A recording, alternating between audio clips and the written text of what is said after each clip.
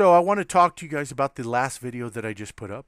And I want to talk to you also with material from the video that I just put up 5 days ago. The secret they don't want you to know.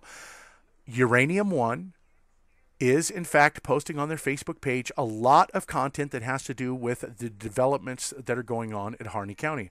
So that tells you that they have some kind of vested interest in what is going on there. Although we cannot find any kind of documentation that there is any kind of deals going on the face of anything. So that tells you that whatever deals that they have going on must be behind closed doors. Isn't that right? Isn't that what that would tell you? How about one of these comments right here by Uranium One? We hope the sheriff will act responsibly and do what's right for the town and plan developments. But what plan developments? Well, I already showed you in this video right here that there was indeed a Department of Geology Mineral Industries research done on Oregon. And what you will find is that right here in Harney County, here is the Oregon state line.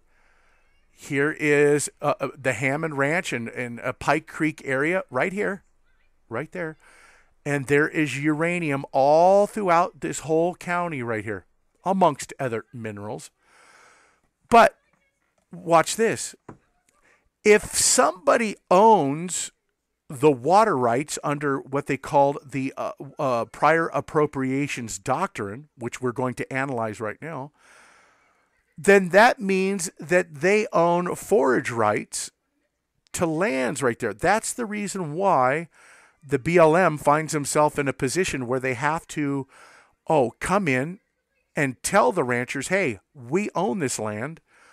We are going to charge you leases or permits to be able to graze your cattle so that you can be able to get back and forth to the water that you own to utilize your prior appropriation water rights. So, did anybody find it interesting that when the Hammonds were embroiled in this whole court situation about going to prison, that somehow the BLM wormed their way back into this whole thing? Once the BLM had filed charges against and then the state or the federal attorney prosecuted the charges against them, that the BLM is out of it. So who's the one who fined them $400,000? That should have been the courts, right? So how did the BLM get to worm their way back in there and state that, well, if you can't pay your fine, well, you're going to grant us first rights to your land? But why? Why were they so concerned about obtaining the Hammond property? Doesn't that give you some kind of hint or clue that they are out to get the Hammonds at all costs? It does to me. And when we take a look at what's been going on with other ranchers, and we're going to look at minerals and mineral rights, this is all about the minerals and water. Because why? Because water has become the new mineral. Just like oil. Is oil a mineral? It's not, is it? Well, it's a liquid, isn't it? Isn't oil a liquid? Well, it doesn't fall under the parameters of being a mineral. But oil, gas, gold, pyrite, uranium, these are all minerals. And it is my contention that water has now been redefined as being a mineral that your government wants to dispossess the owners in the West of these water rights. Show you exactly what I mean. To fully understand that, we're going to take a look at this guy right here. But I wanted to show you guys something right here to give you just a little bit more evidence that Mr. Grastly is indeed in on this whole thing. I've already showed you that he works in collusion with the BLM. But is there more? Is there more to that? Steve's brother, Scott Lewis Grastly, died in 2008. And when he died, he left behind a wife, grandchildren, children, and brothers, Craig, Brent, and Steve. So as you can see, Craig, Brent, and Steve. Now we want to take a look at Steve and Brent. Here is Judge Steve Grastly's brother, Brent L. Grastly. He is with the Planning and Environmental Coordinator for Vail, Oregon District Office, Bureau of Land Management, United States Department of the Interior. Todd McFarlane, who writes his blog post under the title of Pavant Post, he stated the exact same thing that I did, although I had not seen his post whatsoever. And I don't know exactly when he wrote this. He could have, I don't know. Doesn't really matter. But while he went to go investigate Oregon on his own, this is exactly what he found, exactly what I was seeing. That you have a person, one person, right here, a county judge, who also sits on the Board of Commissioners. So you have a person who is basically usurping the power of two different branches, the legislative branch and the judicial branch. Why is that no good? Well, because if you create a law, who is the one who's going to hear that you violated that law in the court? Well, the same person who is having part of creating that law. That's this guy right here. So he's basically sitting now in a kingship. That's exactly how I saw it, and this is exactly how this guy is seeing it the exact same way. So the people of Harney County are essentially getting screwed royally, and this guy right here thinks he's just king wazoo. Exactly. So I won't resort to cussing here. Okay, to fully understand about, if we look at exactly what Uranium One is talking about, planned developments, obviously they want to get in there to Harney County and extract the uranium that is in the ground. Well, a lot of those lands right there happen to be sitting on or inside of public lands.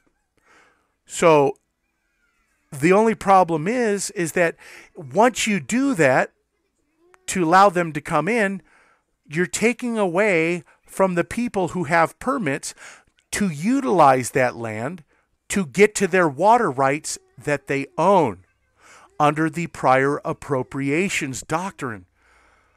So really, the only way that you can get out of doing that is by starving out the rancher, by committing all kinds of acts, setting fires in the neighborhood, getting people where they can't feed their cattle. Oh, there's an accidental fire that jumped off right here. Oh man, there's no place for your cattle to forage for the season. So then the rancher's pretty much left without a ranch, right? And they can do it another way too, by creating a national monument and starving out the rancher another way. They put a monument over in one section of Harney County that doesn't have uranium. And what it does is it encompasses all of the whole area that they want where the uranium is sitting, because it starves off all of those ranchers. And guess what? Environmental groups working in collusion with the federal government, they get to purchase those ranches that are no longer available to be ranched. They purchase them for pennies on the dollar. Then guess what? They can be sold right there to who? Ah, yes, to people like Uranium One, right? Isn't that what they said? They wanted to appropriate lands and mines. Well, how did you think that they were going to go about doing it? Well, that's one of the ways to do it. Let's listen to Mr. Wayne Hage. He was a rancher who battled, and that's another thing I want to talk about, rule of law. Rule of law is important. All of this talk I've been hearing from people about, you know what, they're not following the rule of law, as far the militants or whoever you guys are talking about. Understand this.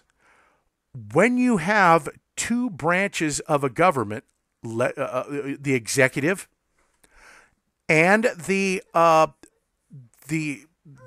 the judicial, a lot of these judicial branches, or the people in a judicial position, have been appointed by somebody, by a president, to be in that position. So do you think that you have a fair standing in court to be for proper redress when you have somebody who's going to be on the side of the executive branch? Of course not. That's exactly what this guy here finds himself in right here. Mr. Hage, the rancher who lost his ranch. The main value right today, like with most ranches in the West, the main value is water. There has been an ongoing effort for years, and it's an international effort to gain control of fresh water supplies. And of course, in the western United States, the ranchers are the ones that own the vast majority of the water out here. There's an international effort to acquire water supplies because we have an expanding world population, and fresh water is getting more and more scarce, especially in the heavily populated areas of the world.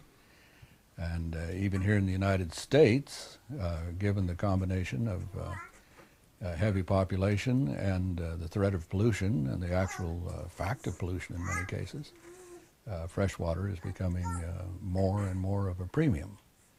I think right straight across the board today, and if you don't believe this, go down and buy some bottled water, but a barrel of fresh water is worth more than a barrel of oil. And so you can see the intensity with which many entities are trying to gain control of the world's water supply. Was at the heart and core of the litigation that we got involved with here on Pine Creek Ranch. When we came here, Las Vegas, the big city to the southeast of us, and of course Los Angeles, which is downhill from Las Vegas, were all looking for fresh water supplies. And so right from the beginning, we found that there was an attempt to take our water. Now, the way this materialized was the Forest Service came in and laid a claim to all of our water rights that we owned legitimately under state law and the prior appropriation water doctrine. And the Bureau of Land Management, of course, laid claim to the rest of the water. And at that time, I said, wait a minute, I own these water rights. And under the prior appropriation water doctrine, if I own the water rights, that gives me control of the grazing lands. I own the forage out there too. And the Forest Service and the BLM, and when you sue one of those agencies, you end up suing the United States. So the case became known as Hage v. United States. The United States took the position that they could impose the concepts of the Eastern Riparian Water Doctrine on my ranch and on the West in general. And under that doctrine, of course, whoever owns the land owns the water arising on the land. Under the prior appropriation water doctrine, whoever owns the water controls the land, regardless of who owns it, in this case, the United States. And that control of the land in the way of a grazing easement, which was made possible by the existence of the stock water, the springs and seeps and creeks arising on the land.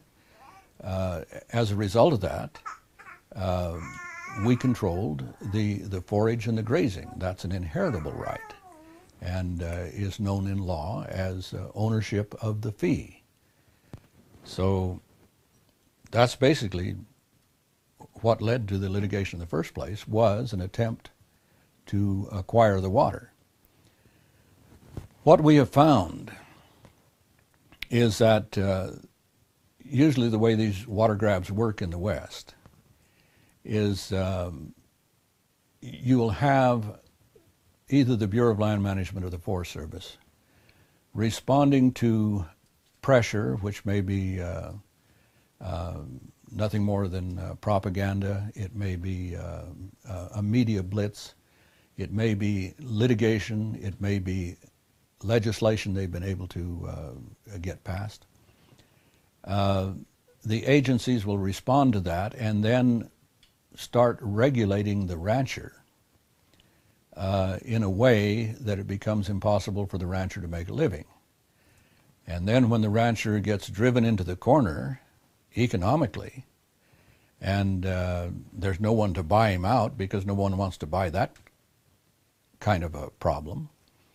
And so then here comes another environmental group, usually called Nature Conservancy or Trust for Public Lands, and they ride in on their white horse to save the rancher from certain destruction and buy him out for pennies on the dollar, and he's lucky if he walks out with a shirt on his back.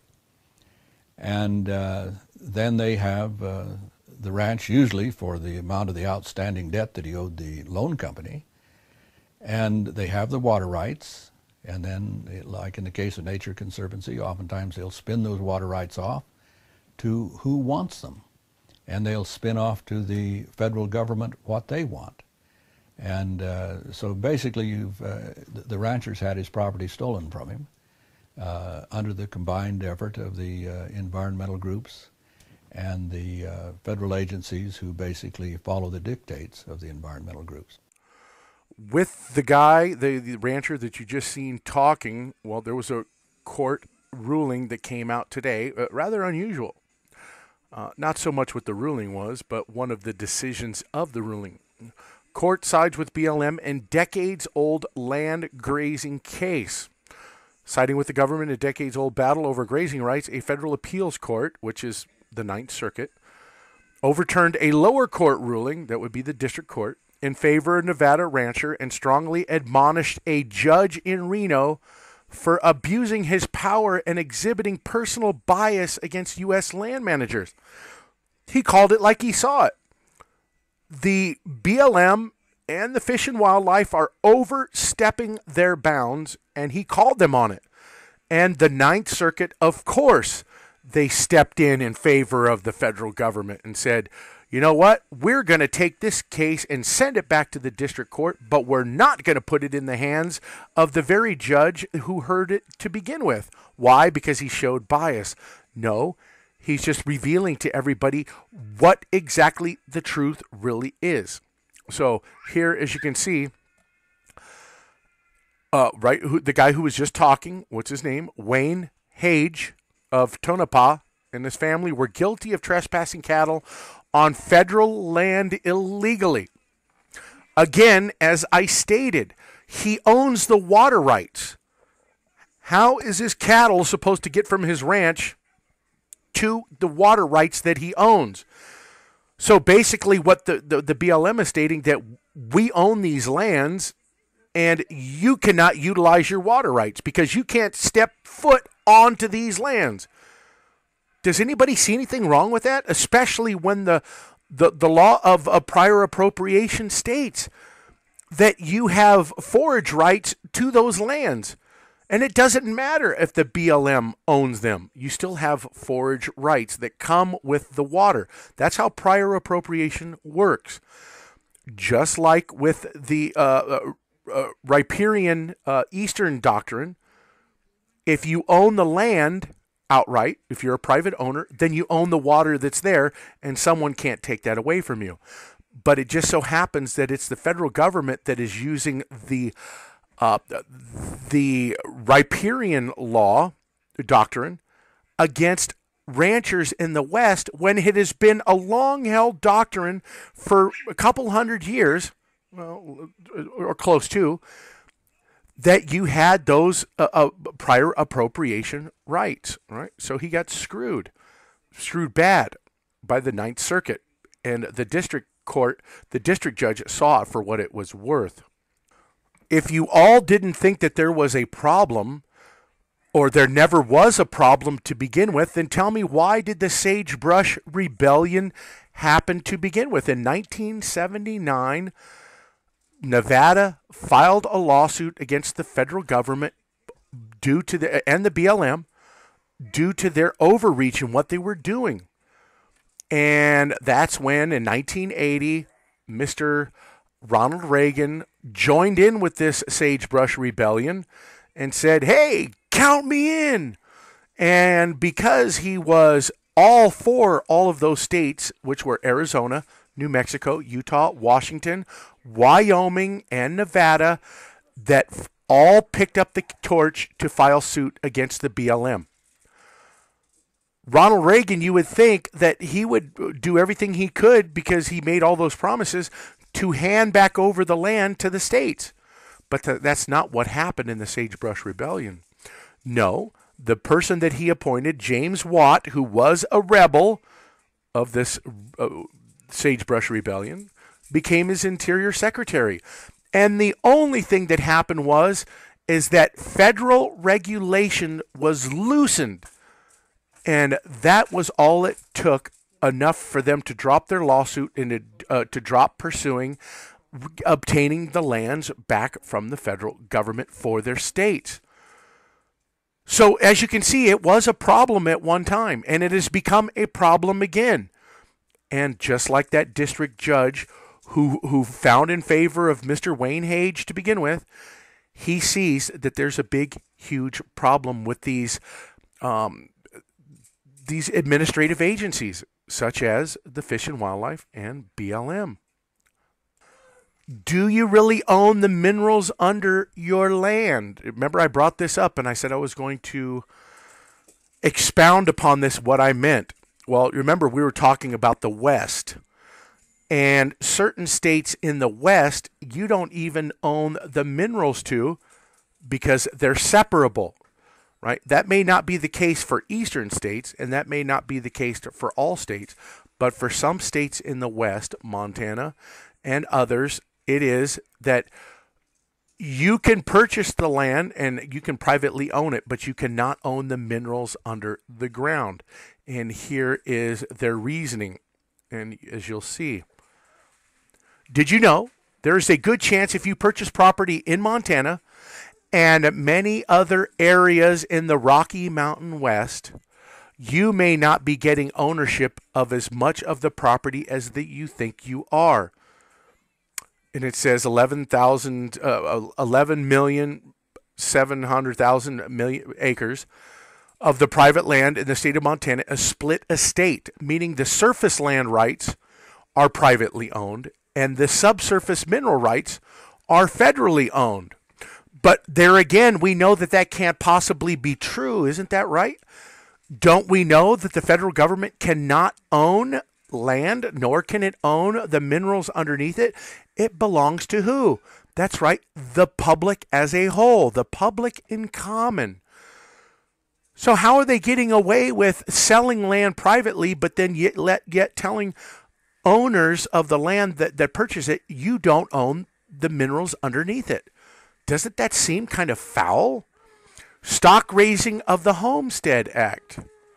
Why do landowners find themselves in this situation? It's largely the legacy of the Stock Raising Homestead Act, passed by Congress and signed into law by President Woodrow Wilson in 1916.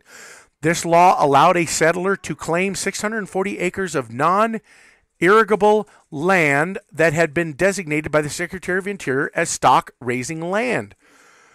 At a time when mineral exploration was beginning to escalate, the federal government opted to maintain the mineral rights to the land claimed under the 1916 law.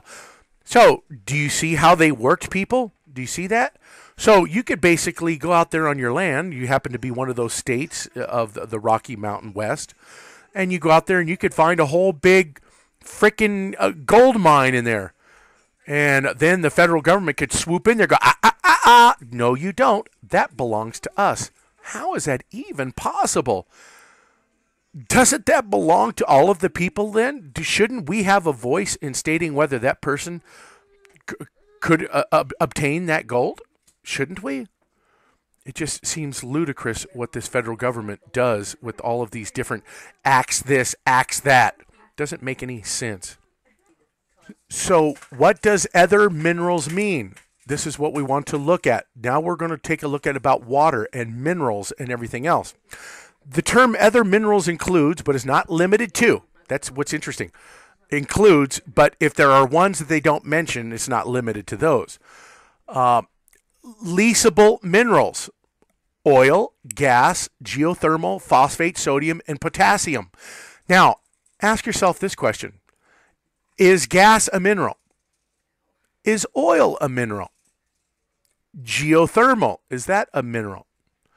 How about with sodium and potassium? I do believe it would be, right? And locatable minerals, gold, silver, copper, gypsum, and bentonite.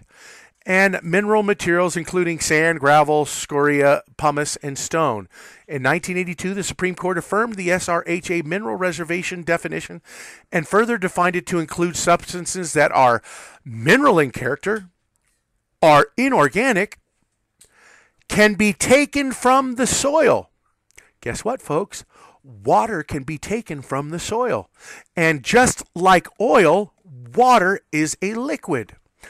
Can be used for commercial purposes. Water can be used for commercial purposes. Remember, Nestle Water somehow got the water rights out of California to commercially sell that water that should belong to Californians as a whole, and were not intended to be included in the surface estate. Have a separate value. Does water have a separate value from land? As a matter of fact, if you take oil from out of the ground, it has separate value from the land that it was taken from, just like water does. Are not necessarily metal, whatever that word is, I don't even want to get into that, may not necessarily have a definite chemical composition. What, do you see all those right there? Those are all of the definitions of what a mineral is. Okay? So let us take a look at what geology.com says about minerals. Whoops. Okay. Mineral rights. And here is the mineral itself. Is water a mineral? What does it take to define water as a non-mineral? Non-mineral. The word mineral is used by geologists for a group of naturally occurring crystalline substances. Gold, pyrite, quartz, calcite, fluorite are just examples of minerals. To be a mineral, a substance must, and must means that it is like in shall. It's an absolute. It's not, there's no it may be or nothing like that. It must meet 5 requirements. It must occur naturally, not made by humans. Water's not made by humans. Oil's not made by humans. It must be inorganic.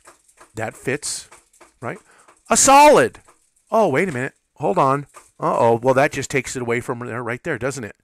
That's right, because water and oil are not a solid. Yet, they get treated by the BLM as a mineral. You getting it now? A mineral. A limited range of chemical compositions, ordered atomic structure. So as you can see, they mention the exact same things right here. Right here. Inorganic, can be taken from the soil. So water, if you dig a well, right, it's inside the soil. And you're digging in there to remove it out of the soil. So basically what the BLM is telling you now is that we are now declaring the water that you had the water rights to as a mineral. And you, on public lands, do not have right to minerals. You don't have right to any gold or any of those other minerals. But now that we declare that water a mineral, you lose your water rights to it because it can no longer be constituted as just plain water. See, are you getting it now?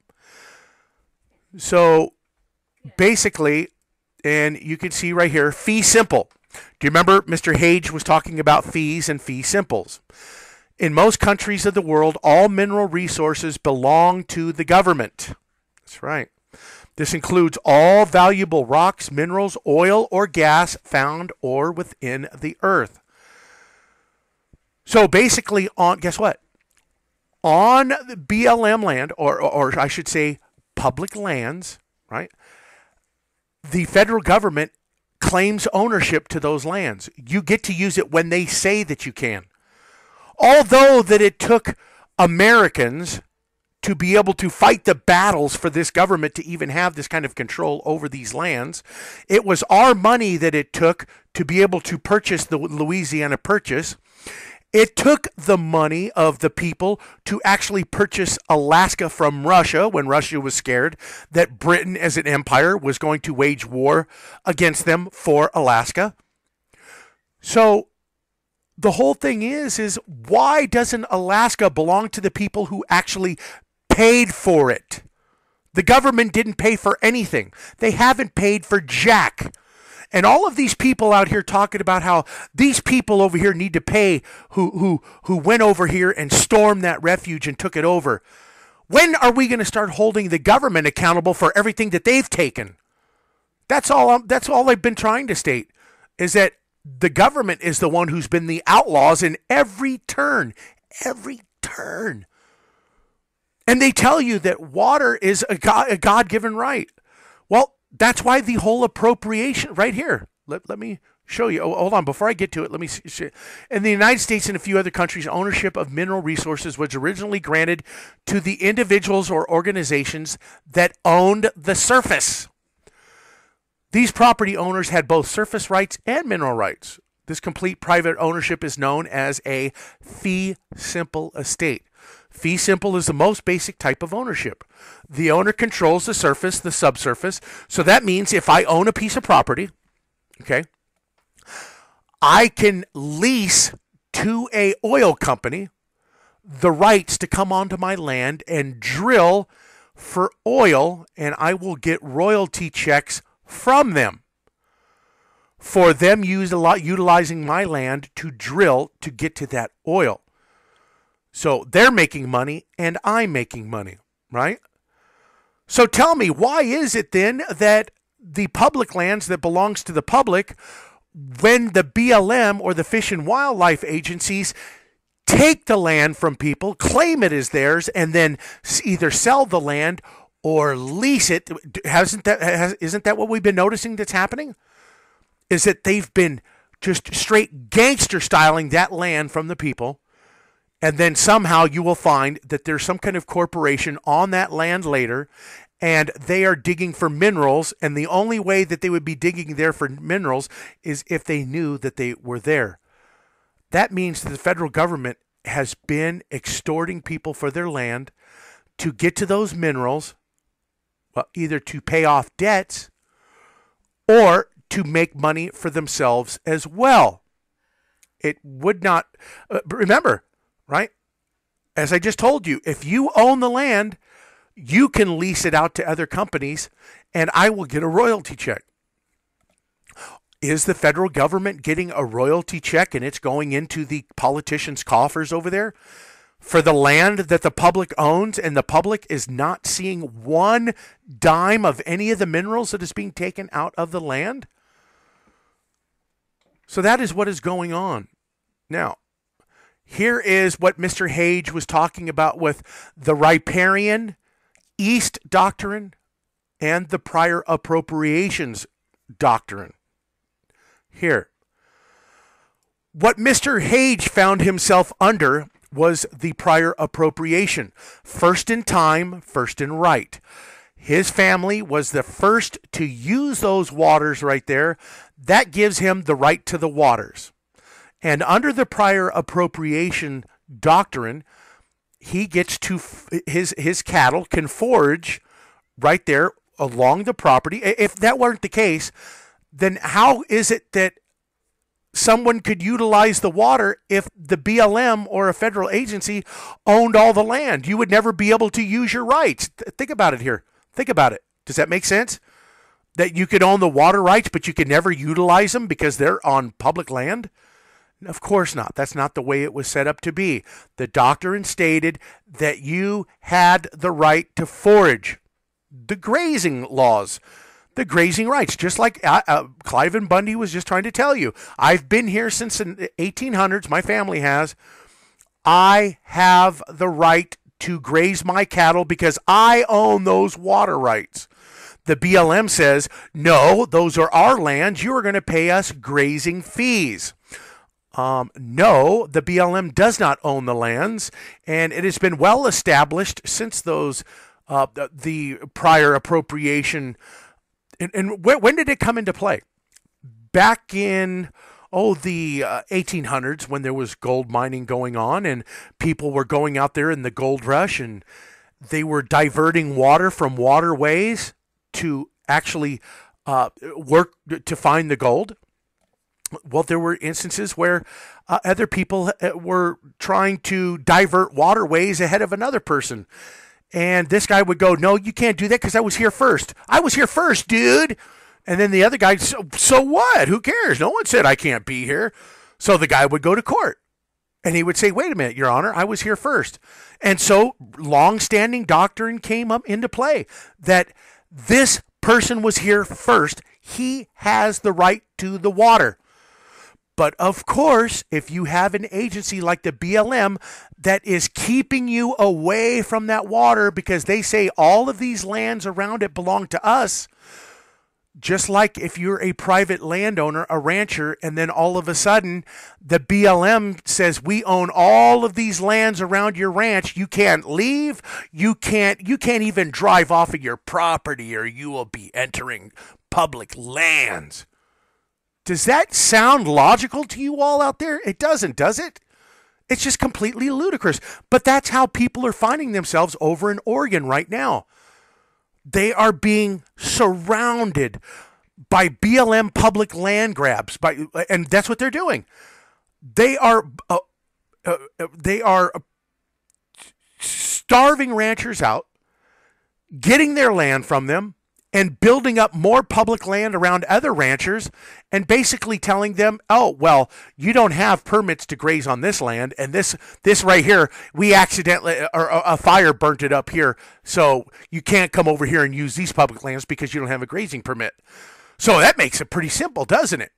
So now you starve out another rancher and you acquire more lands and you allow more corporations to come in there like Uranium One, to come in there and get at whose land?